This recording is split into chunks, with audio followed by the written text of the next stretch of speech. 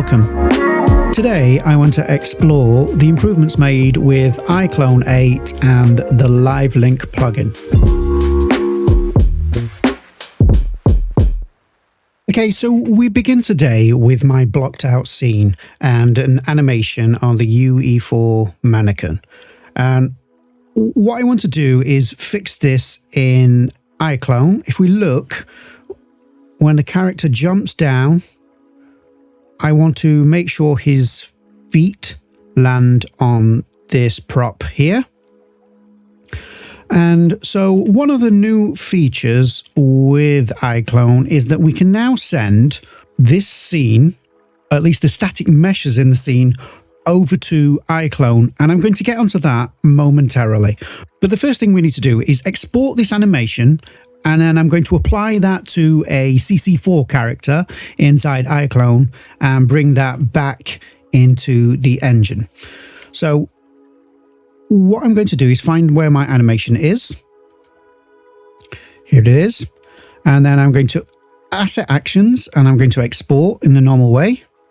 And I think I will go to my project folder and new, and we'll call this source. And I will literally just save it here. And so I'm going to save. One moment. As always, it's on the wrong screen. I'm going to ignore the level of detail. I don't want a preview mesh, and that's it. I'm going to export that animation. Okay, so we've got that animation now. What I'm going to do now is jump over to iClone. Here we are inside iClone. I've already loaded in Kevin. And what we're going to do is go to File, Import, Convert External Motion. And I'm going to just select the FBX file, and I'm going to open that. And from here, I'm going to choose Unreal Base Character. And then I'm going to put this in external motion, and we'll call this UE4. And everything else seems fine. It's asking me select a root bone, is root in this case, and convert all. Okay, so now in my custom animation folder, here it is. And we can simply drag that onto Kevin. There we go. Right. What we're going to need is the scene from UE5. So let's first come up to plugins, go to Unreal Live Link, and make sure it is open. In my case, I already have it over here. What I need to do first is go back over to UE5. Okay, here we are. And what we're going to do now then is export the scene to iClone. So I'm going to select the floor and all my props. I just want to select all the static meshes. And floor. There we go.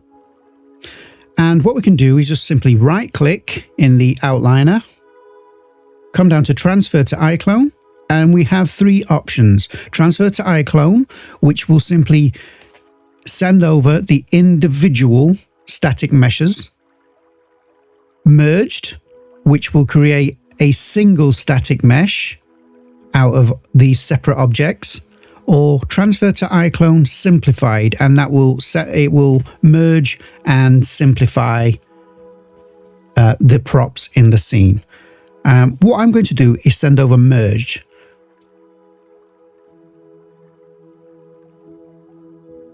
Here is our scene now in iClone. All our props are here, which is great. And what this means now is we can fix the animation. So what we have is Kevin jumping off the podium, and his foot is going through that prop. What I'm going to do is make some adjustments now to fix that. I will speed up the video for this portion because it's not important for this tutorial.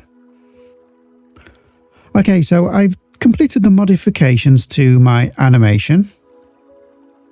And now Kevin is doing what I need him to do. It's a combination of using IK mode and reach targets. I will do a video in the future about those things when I'm a little bit more confident using iClone.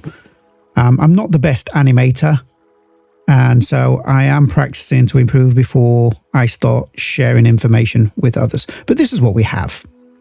Okay, right, what we're going to do now is export this via Live Link. So I want to go back to standard workspace so I can see it. And I want to open up the Live Link plugin. And here it is. And what we're going to do is transfer Kevin and his animation over to UE5 now. So the first thing we need to do is I'm going to select Scene and Range. And the range is 70 frames because that's how long my animation is. And I'm going to click this cog icon, and you will notice there is a new option, which is Subdivision Mesh. That means we can now export smoothing. So if I come down to Smooth Mesh and enable Smooth Mesh, it will smooth out the mesh. Let me show you what I mean if you don't know what this is. Okay, so mesh smoothing is simply this. So it smooths out your character so you don't get results like this, and it makes it more like this. And if we zoom up, look, same on the hair. It makes it look more natural, which is fantastic. I'm glad that UnrealEngine has included this in the update, and hopefully it'll make its way into Character Creator.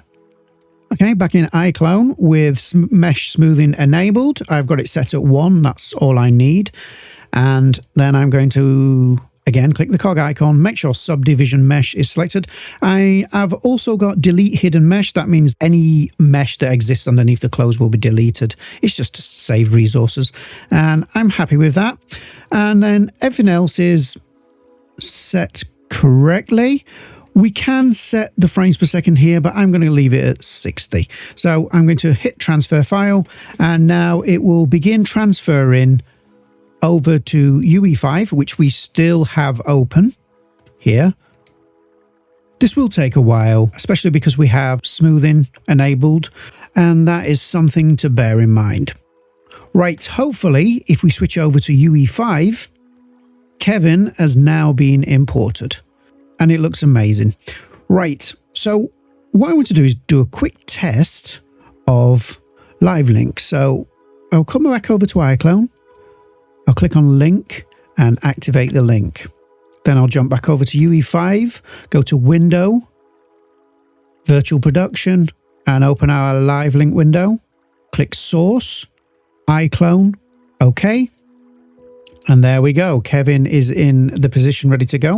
What I want to quickly do is iClone has sent over this icy merged cube here. That's the scene we merged to use in iClone. I'm going to delete that. I don't need it anymore.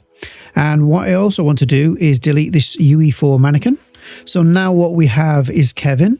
And if I come over to iClone and hit play, and what I'm going to do is move iClone over to another window, but you can see what iClone is doing. It's just playing in a loop.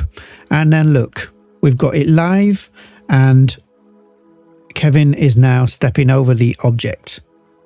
If I disconnect our Live Link and instead come to Content Drawer, and in your RL content folder is Kevin, our character.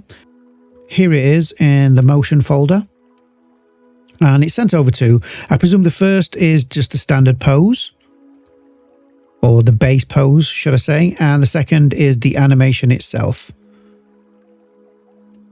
There we go. So if we look at it from this direction, look. Okay. Again, it's not a perfect animation, but it'll do for this. And so if we click, select Kevin, sorry, and choose Animation Asset, and we choose that animation. Here he is.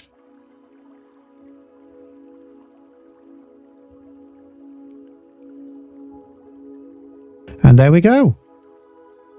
Obviously, we can go back to Animation Blueprint for now, and I'm going to set that to none for now, and we can create a level sequence. We'll place this into a new folder, Cinematics, and I will call this Test Sequence 1. And I will set that at 24 frames per second. It's not essential, it's just force of habit. And then we're going to drag Kevin in. And then it's created an animation track. If it doesn't, we can hit track animation, but it already has. So if we click here and we choose the animation and we scroll through, look, it's there. So hit play. Fantastic. Okay, there we have it. Improvements to iClone 8 and the iClone 8 Live Link plugin. I really do like that you can now import a merged mesh scene from UE5 and bring that into iClone. It makes life so much easier. The subdivision export, the smoothing rather, is a brilliant addition.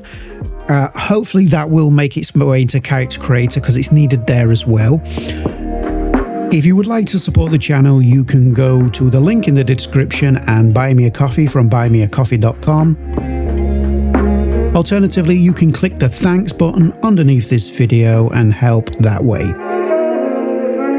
More tutorials are on the way, but for now, could you please hit the like and subscribe button and comment below with any questions? I will see you in the next one.